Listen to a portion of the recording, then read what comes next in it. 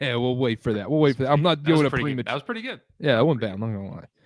I can't do a premature one. All right, let's check Twitter. Okay, get in the chat. Get in the chat. Welcome back, new season. BYU Falls. We are back. BYU Falls. We got football today too.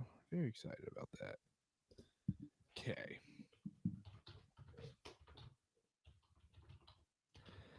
Welcome in, welcome in, welcome in. We will be starting momentarily.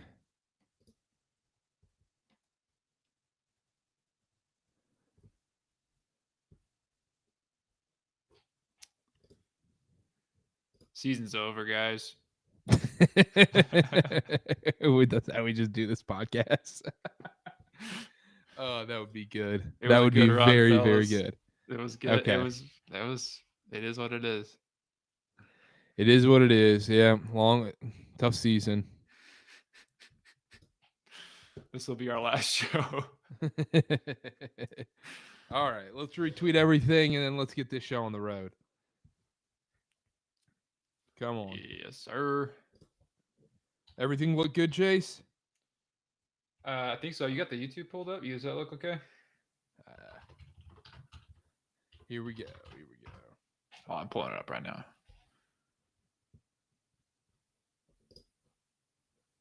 Live.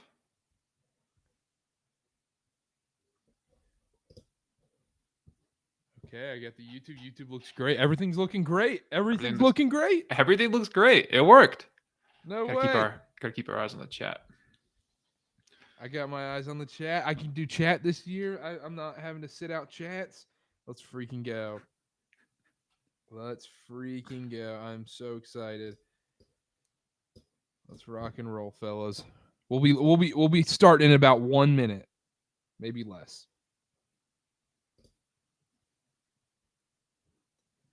Okay.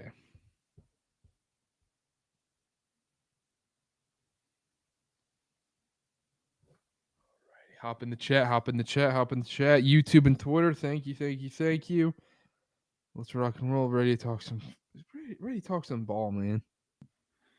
We paid for Big 10 Plus and update subscription is already canceled. It's already, we're ready to cancel that. Yeah. Yeah.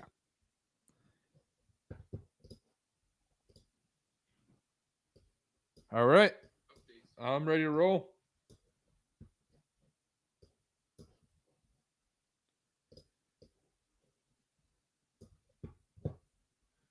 Might as well, Carter. All right. Let's do this. All right. For the podcast. Cut here. 3, 2, 1. We're live recording this right now. It is Saturday, October 18th. I guess we are live. We're actually live for once, Chase. We've been saying literally it all off season. We actually get to say we're live. BYU falls to Nebraska in a weird game. We'll dive into everything in this one. I have a ton of notes to get to. I'll start with you, Chase. Initial thoughts. It doesn't matter. There's things that we're going to talk about that we definitely didn't like. You can't throw away all of this performance. And I think that would also be like unfair of us to do. Because we're not going to sit here and make excuses for the Cougs. But also it's comforting to know that the game literally means absolutely nothing. And so you could tell that it wasn't, if it was serious, different guys would have been in. Rotations would have looked completely different. Plays would have looked completely different. A lot would have looked completely different. So as much as we want to make excuses, there's things that they need to fix. As much as we want to freak out, it also doesn't matter. It's a weird balance between the two. But no need to panic. Yeah, it is a weird balance because you watch this game and the whole time you're like, okay. My number one takeaway that I wrote down was one team treated this like a preseason game and the other treated it like a regular season game. That was what it was. I mean, Nebraska came out with much more effort. They were much more determined and wanted it way more. And it really felt like BYU probably walked into the locker room and said, look, guys, let's go have fun.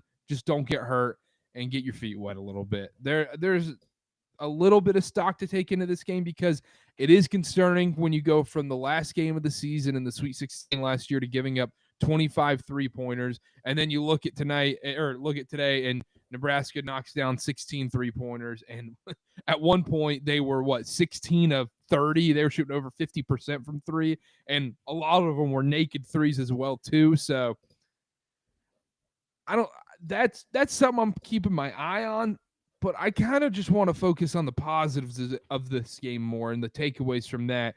And the number one positive here is AJ Debansa is as advertised, and everything you thought and we thought of AJ Debansa is true. He comes into this game 30 points in this game.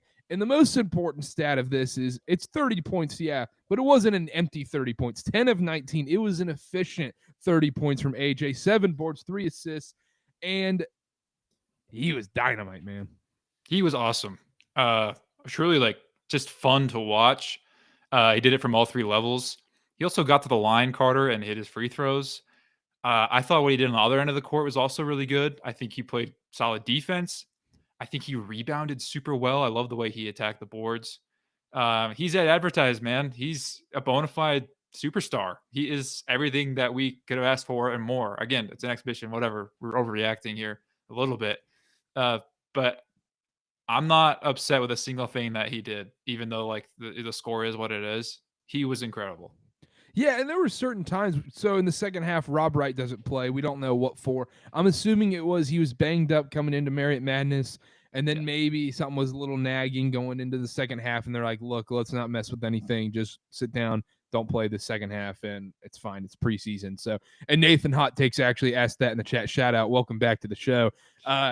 He said he sat a lot. Was it because of injury? I believe it was, but I don't think it's anything major. I think that was very, very precautionary, and I'm sure we'll hear something of that from Kevin Young about that shortly.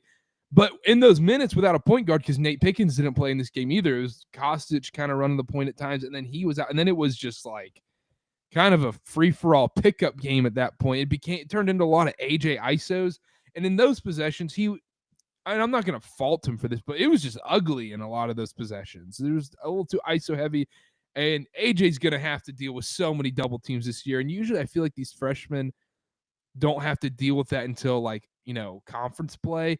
He's going to have to deal with that from day one. He drew so much attention from Nebraska, who, credit to them. They took it super seriously, which I think is awesome. And they were like fearing this guy for good reason. He's still at 30. But you're absolutely right. Seeing that attention and things are brought. And look, man, a lot of guys didn't play in this. Obviously, Rob Wright missing out in the second half. Huge. He was incredible in that first half, especially there that stretch at the end. You don't have Pickens, you don't have Baker, you don't have Morris. I mean, a lot of guys that we expect BYU to fit somewhere in their rotation were missing, especially in that second half. And then all you need to really look at also is the last minute of that game and who was playing. No offense to any of those guys. I'm not gonna lie. I thought Jared McGregor was nailing that shot. I thought it was his moment. When it fell to him, I was like, that might go. That's got to go in. That would have been sick. I thought, yeah. I really wanted that for him because I thought it was a sick moment. Because if you're Jared McGregor as a walk-on, you're not going to be in that position most likely, ever again. That one's going to sting, man. You're going to think about that shot the rest of your life. Yeah. I mean, and it wasn't it was tough. He's picking it up off the ground and shooting, so I don't fault him. That's an insane No, it was a tough shot. But I thought, for a second, I was like, oh, Jared McGregor, I think he hits these. But look, man, I think if BYU needed 1 point and they really wanted to win that game, I think they could have won that game, man. I don't think. Well, and that's kind of my main takeaway from this too is Nebraska going all out. They played unbelievable in this game, knocking down crazy shots and hitting like crazy. BYU sat most of their guys and they weren't running real rotations. And honestly, I thought the effort was probably at 60%, if we're being honest with this BYU team. And they still had a shot to win the game with walk-ons in. Yeah, literal walk-ons taking the game-winning shot. So, look, I don't want it to come on here and make it sound like we're going to be making excuses the whole time because the defense was terrible. The rotations and that's my problem. Absolutely awful. And that was my point with the defenses. We're talking about the 3-point defense going from last year's Sweet 16 loss into this season. Also, it was just an effort thing. And that's why I'm saying it really just felt like one team treated it like the preseason, one team treated it like the regular season. And also, even on offense with BYU was running the most basic stuff. Screen there. I mean, there was Carter. nothing. I don't think the coaching staff called out one real play. No, there was not a real play run the entire time. Just look at the out of bounds plays. None of them were for shots. It was that basic, pop cave out, get it, just to get the ball in play. The only thing that they ran was that basic motion that they really like to go to, where they pop out the center at the top of the key. They run that, then they can get in the corner, a little triangle offense there in the wing with the corner. Yeah, they ran nothing. And that's why when those AJ minutes you're talking about where it looked like he was ISO, that's literally what it was. I mean, it was like this is the lineup. Let's see what you can do. And so yeah, I don't want to make excuses. I don't want to sit here and take nothing from it. But I also at the same time, I don't want to take away from Nebraska because they shot out of their minds. If BYU wanted to, they would have won the game. Yeah, I think that's kind of the main takeaways from this. Let's dive into the chat real quick, and then we'll go back to our notes. How about that? Yes, let's do it. All right, let's hop it. The YouTube chat's popping off right now. So Nathan Hot Takes back. Good to be back. Jack in the chat. He's back. Kostic. I'll learn the pronunciation eventually. I always pronounce these things wrong, but he showed us something in this game. I mean, and shout out Colton Battery on Twitter said, will Kostic be in the rotation when Baker and Pickens are healthy? Man, I mean, your guess is as good as mine at this point. I thought he was good. I loved what I saw from him. He looked poised in a game of sloppiness and ugly and no chemistry and just everything was just herky-jerky. Nothing was set and everything. He looked so calm and poised and was playing at his own pace. It was very surprising. And that's the biggest thing to me. Like he hit a few threes, and like he was pretty good handling the ball. The biggest thing was just his composure out there. Like he looked like he was comfortable, like he belonged. I thought he played really well. I mean, he only shot 4 of 10, and obviously I think he was asked to do a little bit more than what he was expecting. But also the confidence to take those shots and to kind of be like, I see an opening, I'm going to take it. I really liked what I saw from Kostic. I don't know if I have like a really good answer. So I'm sorry for our guy Colton, because Dawson Baker's that guy too for BYU, right? He's a bucket getter. He's a guy who also looks very poised in big moments, huge in the tournament last year, right? And then Pickens is also someone that we expect to truly be the backup point guard to Rob Wright. So where Kostic fits in, I don't exactly know come regular season, but what I do know is this is another deep team, especially in the backcourt. And Kevin Young's going to have to figure it out like he did last year, right? When we saw guys, I mean, we say this, we've probably said this 100 times, right? Mboup Mag, Trey Stewart finds his place in the rotation for BYU, plays at massive minutes in crunch time in the biggest games. You never know. I think we'll see a ton of matchup rotations here where I think the coaching staff will like Kostic in this situation. They'll like Pickens in this situation. They'll like Dawson Baker in this situation, right? And I think the benefit to having those guys is that you do get to choose. But I think again, overreacting. He showed me something today. I liked it. Yeah, I 100% agree. Go Brewers on the YouTube channel. Didn't watch. Doubt KY shows his hand in preseason. That said, need to be able to play multiple styles of defensively with different lineup combos this year. Can't always just live with above break threes. Well said. Yep, can't agree more. Nathan Hot Takes in the chat. Is AJ and Richie not looking great together a problem? I don't think it's an issue here because I think it's the point guard play. I don't think there's like any chemistry issue or anything like that or some weird thing. I think it was just there weren't any real set plays. And also Richie wasn't knocking down shots as much. I think that was the other thing too. He went 3 of 10 from 3. And some of those were, pretty hard misses. Yeah, you look at it, you're like, man, that was not Richie's best game, like by far. He still had 11 points. He still was big in moments and played solid defense and all this stuff. I just think it's lack of offense, man. I think they just didn't run anything. So of course you're not going to look incredible. And I think if anything, this game kind of proved that how important a true point guard is, because Rob Wright was tearing it up in that first half. And when they needed it, right, he was like, all right, I'll just take over and I'll get it going and find the open guys, and dudes were hitting threes, right? And he was getting to the rim and all this stuff. The second half, they didn't have that. And that's when we saw that clunky, muddled offense that in that stretch, let Nebraska get up there by double digits. So I wouldn't look too much into it. I think Richie's shots still there. I think I just love the fact that he took 11 shots, even when he probably knew it wasn't exactly his day. I want him to keep firing always. I'll always bet on that dude. Yeah, I just wish we would have gotten to see a second half with Rob Wright, because I think we'd have been talking about this game very, very differently. Besides the defense does need to be talked about, and that was a bit alarming in certain spots. But that first half with Rob Wright, when he had the ball in his hands, I said it maybe 1,000 times in the preseason shows, but this team is all, it runs on Rob Wright. This is college basketball. It runs on your point guard. Yeah.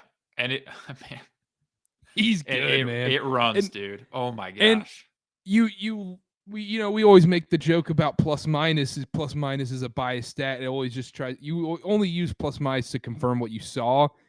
Plus minus confirms what I saw tonight, because the two leaders in plus minus for this BYU team were Rob Wright and Mboup.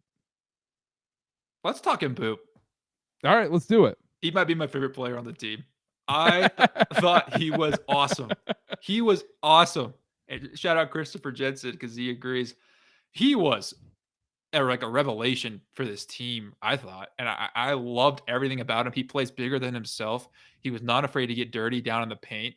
Massive rebounds, Carter. I mean, just massive rebounds over and over again. That dude had 11. I mean, he had a double-double. He went 12 and 11. I mean, 4 of those were offensive. He has a great stroke. He hit all his free throws. We didn't see him take any threes, but I know for a fact he can hit them. It wasn't, his in the cards tonight, whatever. I loved the way he hustled. I love the way he scrapped. And I think that's what every college team needs, but especially maybe this BYU team, just a guy who's willing to do the dirty work. He looks like that guy. He was so good. Yeah, he was unbelievable in this game, and he's going to be playing a lot of minutes at, I guess, kind of small ball 5. But what's so awesome about him is he can guard any position. Position. Yep. Like anytime he gets switched, you're fine. You're saying, okay, let's go one-on-one with Mboup. Whether you're a small guard or whether you're a big man, he can hold his own in any situation almost. He's going to play a lot. And we heard a lot of good things in the preseason too come out of practices in the summer. And I think it also helps being accustomed to this team. I mean, he was with the team the entire time last year through the tournament run and all that, and working out and practicing with this team. That helps a lot, man. Yeah, I mean, he knows the playbook as well as anyone who's been with Kevin Young, last year, as well as Richie Saunders, right? In theory, because he's been in all the meetings. He knows what it's about. And now I'm really grateful, and I'm happy that he gets to show what he has on the court. And if tonight was any indication, keep saying tonight, whatever. Most games are played at night. But if today was any indication, I think he's going to have a massive role on this BYU team this year. Going back to my notes, I had it was just so sloppy early on. Yeah. It was like that first bit was so sloppy. Under 16 timeout, changed it a little bit. Shout out Nebraska, Rink Mass. Dude just doesn't miss. Dude is just Laurie Markkinen reincarnated on the court.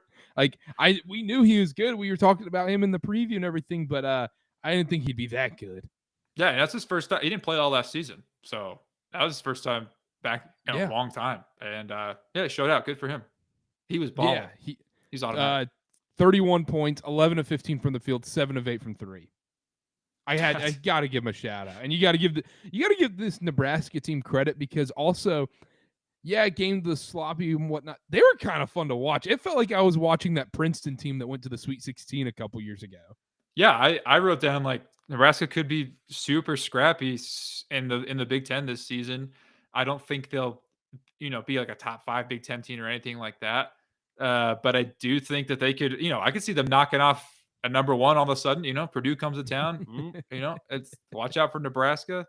If they make the tournament or not, you never know. If they shoot like that, then they could be doing some crazy stuff. I don't know if that'll keep up, but yeah, I had a lot of Mboup notes, a lot. Some of the secondary unit stuff I was a little concerned about, but once again, with the secondary unit where you don't have a real point guard at times, it's not going to look that great, especially your first time playing together in a preseason game. Yeah, and when you're not, again, running real plays. Exactly. So, yeah, it's always going to look herky-jerky. What else did you have? I mean, can we dive a little bit into the defensive problems?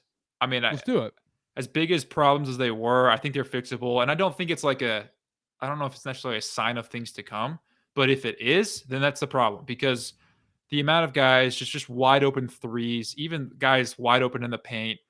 I credit Nebraska for finding those dudes.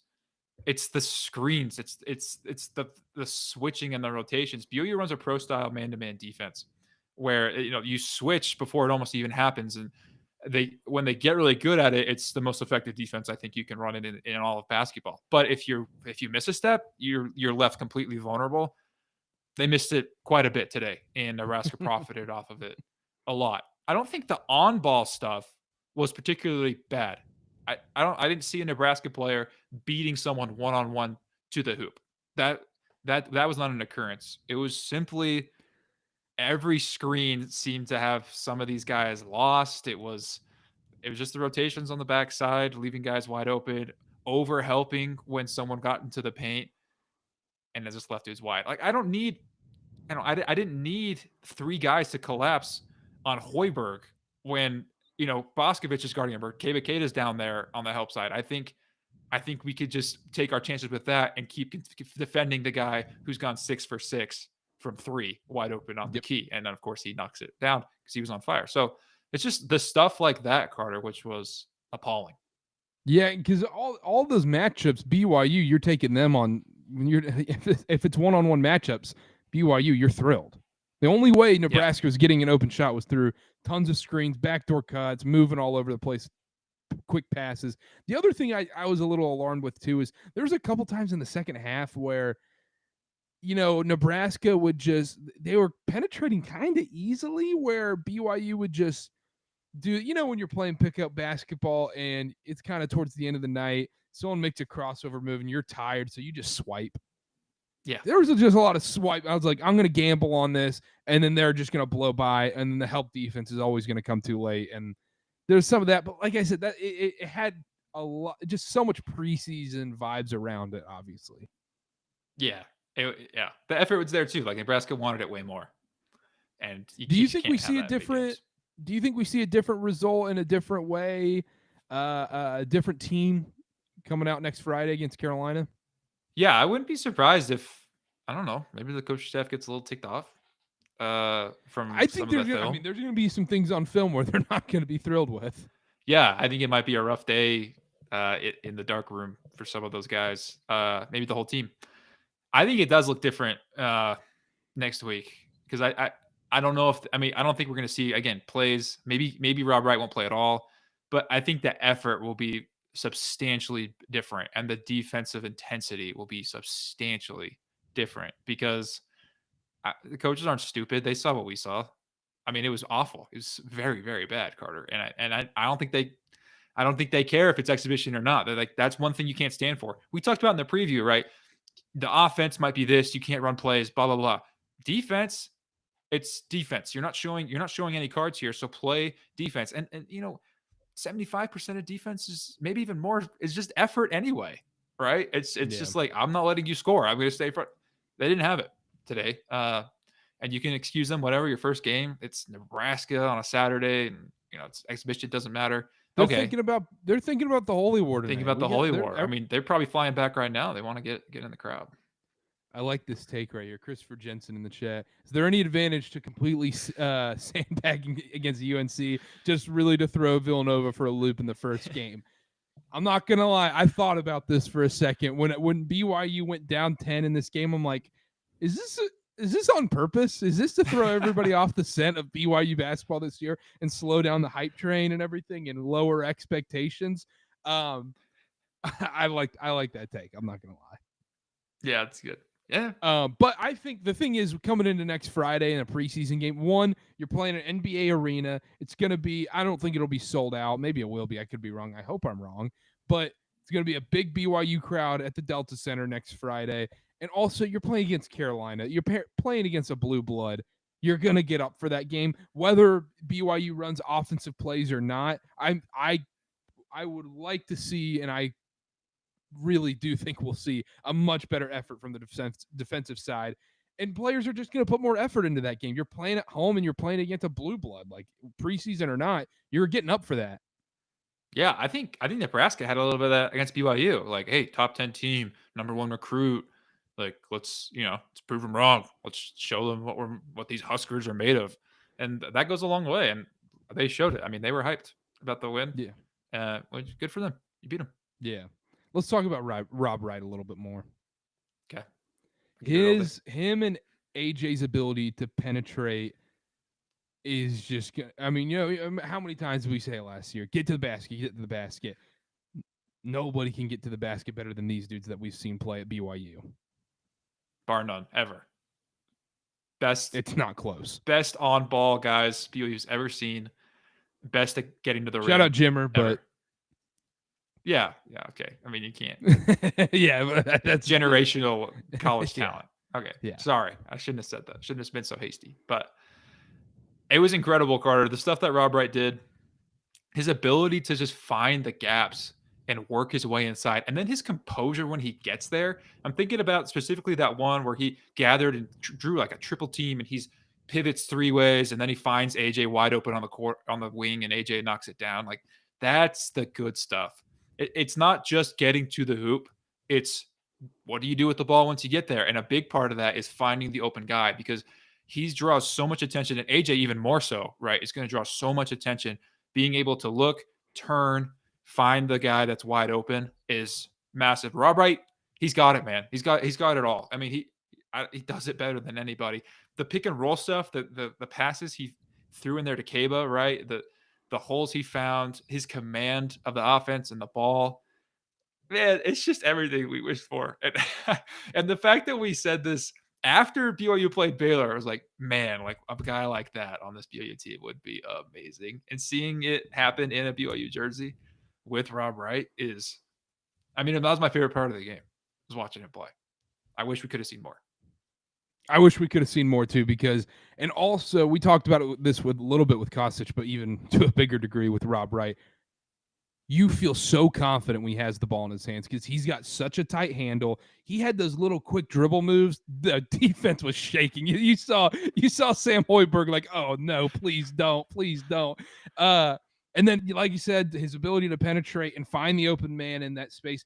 Also, his finishing at the rim was pretty impressive at points too. The shooting will come. I mean, he didn't shoot that much really in this game either. He's going to be so fun, especially when I feel like we're going to see this a lot with this BYU team, where there's going to be a lot of times in games where they just go on these blitz 12-0 runs in about 80 seconds and just blitz teams out of nowhere. And all of a sudden you're like, wait, it's all of a sudden BYU's up 15 in this game now from a 12-0 run. Rob Wright's going to be able to push the tempo. I've had so much Rob Wright stock. My financial advisor is physically, it's like, you have no money left because you put it all into Rob Wright stock. Yeah, you're selling Rob Wright stock to buy more Rob Wright stock. Yes. I want to talk about a little bit that like first half run. I really actually enjoyed the lineup there. No true center on the floor. You had AJ, Rob, Richie, and then Mboup, I guess was playing the 5, if you want to say AJ was doing it. And then I think Mboup Davis was in there as well. That's like they got down, what was it, 6 or 7 or 8, and then it was like Kevin Young's like, I kind of want to not mess around here. This is Rob's last minutes of the game, and they threw out that lineup, no true center, and it was an immediate 8-0 run, right? And it was like, okay, BYU has complete control. It was really fun to watch, and I really enjoyed that matchup, and I'm looking forward to seeing it more in the season, because I like BYU going small. I think they moved the ball really well. They got up and down the floor. I don't think it really affected them defensively, especially a team like Nebraska, who wasn't posting up their bigs a lot. I mean, their bigs were hitting threes, right? And so it was the best that they looked all night. There. Yeah. Shout out Zion Ojede in the chat. Any Duke fans, make sure to go check out Crazy Cast, and you know him at Duke NBA. You guys know the drill. Said in the chat, Carter, AJ was him. AJ is him. AJ's that good, man. It's a shame we don't get to see AJ Debansa versus Cam Boozer this season. At least we get to see Darren Peterson versus AJ Debansa, but we need to see all these guys play against each other this season. Yeah. Maybe we see it in Indianapolis. I don't know. I mean, I'm down for it. If someone like said it to me, I'd be like, okay. Not gonna lie, I got AJ over Boozer and Darren Peterson. You know, Zion, you're like the only one. I was looking at draft boards. Everyone's got AJ at 3. Maybe I'm biased. I don't understand this like fall he's taken the last 3 or 4 months, and everyone's, Peterson's like the undisputed 1 now, and then everyone's putting Cam there at 2, and I think they're amazing players. Don't get me wrong, but I would need someone to explain it to me because I don't understand. I'm curious to see the Cam Boozer's year at Duke, and Peterson's going to be able to put up 40 shots a game at Kansas because I don't know who else is going to be putting up those shots at Kansas this season. So very excited to see that. Nathan Hot Takes in the chat said only one regular season game between AJ and Darren is criminal. Yeah, 100% agree. And you also said no need to diversify Rob Wright's stock. It just keeps going up. Exactly. We're making money. I mean, I can't wait to. I mean, I'll just cash out my stock hopefully Monday night in April in Indianapolis. That's my goal. I might hold on to it for 20 years. Let that thing just mature. Oh my goodness! But any other takeaways from this Nebraska game? Yeah, one big thing last year, if you remember, the free throws were a problem. Not only did they just miss a bunch, they didn't get to the line. This team's going to get to the free throw line, and that comes with the penetration, with the ability to get to the basket. AJ obviously going 8 for 8. Rob goes 4 for 4. Kaba even shot, went 3 for 4. Mboup 4 for 4. They shot 24 free throws, which I think getting to the line is a big part of the game these days, obviously. And they shot it well, 87.5% from the free throw line. Big improvement from last season. Hopefully it keeps up. Yeah. That's something I did notice in this game too, which was very refreshing to see. Also, this team is going to be shooting a ton of free throws this season with how much AJ and Rob Wright are able to get to the rim, and they're going to be they're going to be putting teams into so much foul trouble this season. And then Zion said in the chat, talking about AJ going to the draft, AJ 3-level scorer with elite athleticism and length and makes tons of plays. People are overthinking it. Absolutely. I feel like this is kind of reminiscent of, not in the same way because I think these other prospects are better, but when we were doing the whole Markelle Fultz, Lonzo Ball, Jason Tatum thing, Jason Tatum was always the most pro-ready guy immediately. Even you could say the same thing with the Paolo, Jabari Smith, and Chet draft. It was like, look, who's the most pro-ready guy? It's Paolo Banchero. Don't overthink it. Yeah. Man, shout out the Lakers and Sixers. Shout out Danny Ainge. Changed my life. It became cool to say AJ isn't the best recruit because Utah Prep way underperformed this last year. Yeah, I think the high school recruiting and these high school team stuff, I just don't understand it sometimes. Like, I don't even know. Does Utah Prep even like play in a league? I have no idea. I'm going to be 100% honest. Like, it's become, I don't want to say political is the right word. It's just become like a social thing, more like, this guy, we just moved him to number 1. It's like, do you really think he's number 1, or you just like want to get some views this week? Yeah, because like if AJ goes and plays at Montverde or IMGE or whatever, like, what is he just number 1? I don't know. I'm not into. It's also like fatigue. He's been the number 1 guy for like 7 years. People have been following him that long. Shout out Jack in the chat. Deep cut from last season. Shout out the Costco guys for fixing the free throw problem. If you know, you know. Boom. All right, well, that's all I had on the Nebraska game, to be honest. New Davis, he's getting his feet wet a little bit. Struggled a little bit in that first half. It was just, if you're an offensive player and you're looking to get into rhythm and you don't have the ball in your hands a lot and you're not comfortable with the ball in your hands a lot, you are not going to find rhythm in that game. No, it was that type of thing. It's exhibition. Yeah. Chemistry needs to develop. They need to keep playing together. Anyway. Couple things before we go. One, what do you want to see next Friday against Carolina? Just all defense. I think the offense is going to come. They have elite scorers. Don't know how much he's going to play everyone for this one. I need to see just better intensity on defense. That's the only thing. I'll be happy if I see them really come out and put up a big effort, fix the rotations, fix the on-ball screens, slip-ups. That's what I need to see. Yeah, I think it's just an effort thing in defense. I just 100% agree. Let's see some more defense, and yeah, I think that's about it. Richie maybe knocking down some more shots, but like that's gonna come. I'm not worried about that at all. Yeah, agreed. Nathan in the chat said Boscovich gets less minutes this year than last year? ? Yeah, I think so.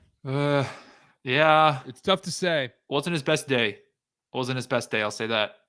But also, I mean, if you think that Xavion's going to be a true 5 and someone to take his minutes, then yes. Problem is, like, when they need another 5, it's between him and Xavion. So it's also situational as well. This Mboup cracking the starting lineup, that will be solely situational with injuries or whatnot. It's Kaba's job. But we are going to see a lot of Mboup. So also, Chase, I got to get this one in there real quick. Before we get to Friday night next week in Salt Lake City, you're going to be at the game. We got to put this one up here. Shout out my guy Zion. People are going, what does GTHC mean? Just look it up for you. We're not going to swear on the BYU podcast, but I'm an anti-Carolina guy, so what can I say? And then Jack big week for Carolina, big month for Carolina. Big week. Man. They're going to Saudi Arabia to lose to Cal. I mean, it doesn't get much better than that. Man, it's been something. Chase, you know me. I don't like Carolina. Inject this right into my veins. I love this right now. I mean, Saudi Arabia. We just got to get some more basketball stuff going. I mean, I want to see this team play, and then I got a lot of thoughts on that stuff, but we'll move on. Hey, shout out that school though for Drake May. He changed my life. Just put Chase Rogers as my number 1 in the NBA draft rankings. NBADraft.net writer Jack Carpenter. Shout out. Shout out, Jack.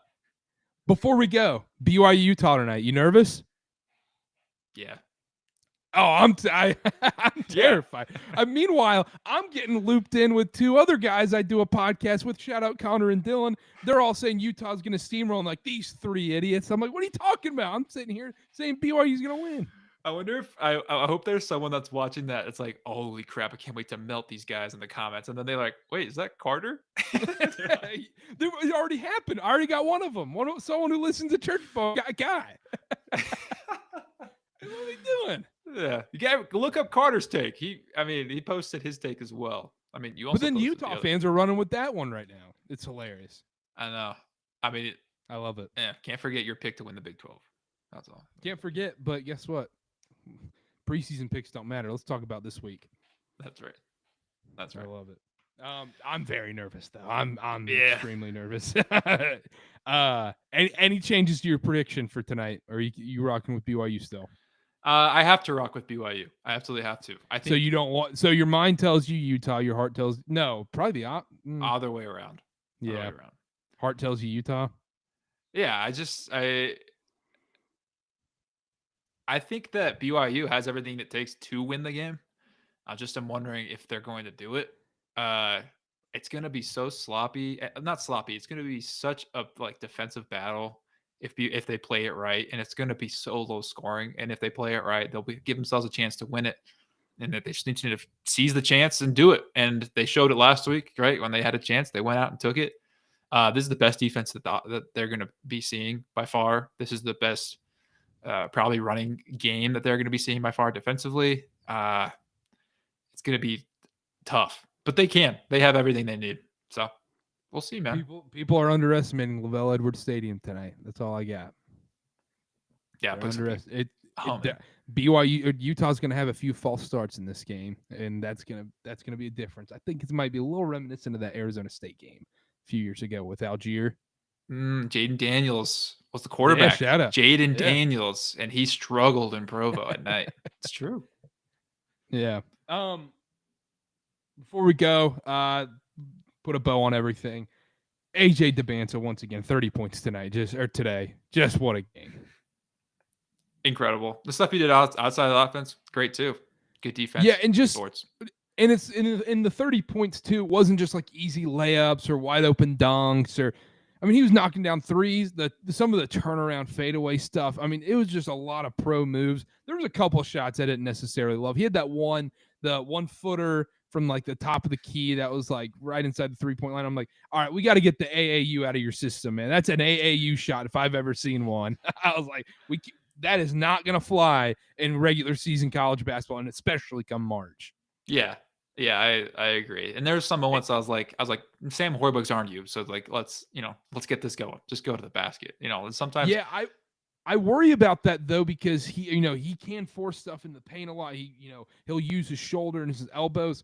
But he's going to get some frustrating charge calls because you know how stupid college basketball refs are. And there are going to be so many frustrating charge calls, and he'll get 2 early fouls early in games. Every freshman goes through that though.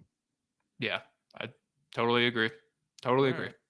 Well, all right, that does it from us. Make sure to subscribe, follow Church Ball Pod on everything. We will be doing longer live shows, especially come during the regular season.